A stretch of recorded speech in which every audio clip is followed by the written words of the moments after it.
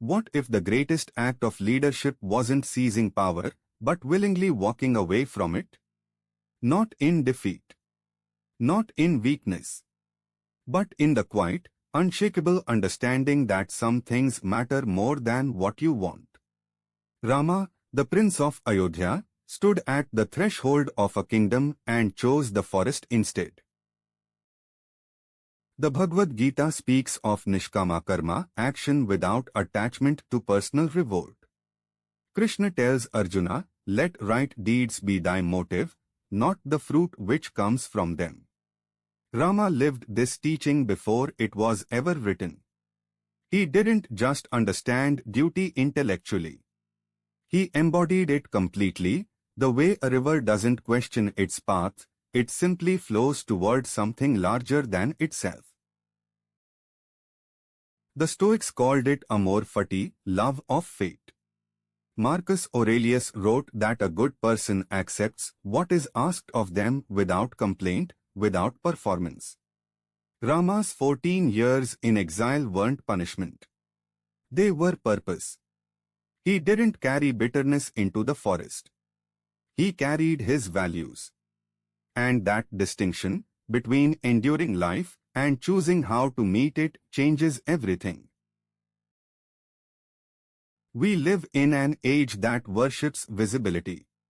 We believe that if we sacrifice quietly, if no one sees our struggle, it somehow counts less.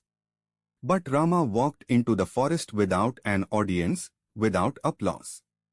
He didn't post his pain. He simply bore it. True sacrifice doesn't need a witness. It only needs a conscience and the courage to honor it. Modern psychology calls it identity-based decision-making, when your choices flow from who you are, not what you want in the moment. Rama could have fought for the throne. He had every right. But he asked a deeper question, what kind of man do I want to be?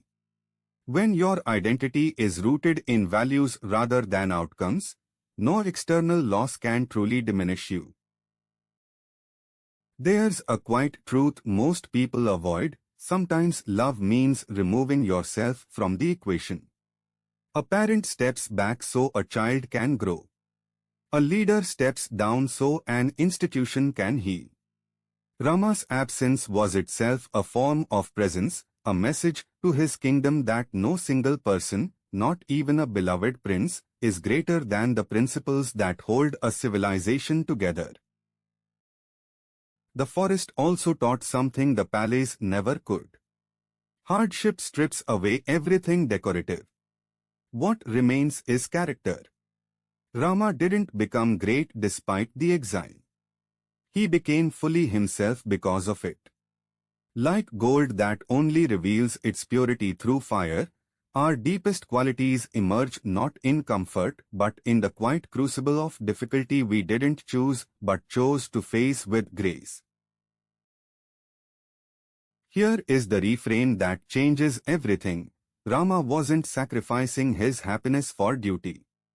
He understood that this was his happiness, living in alignment with his deepest self.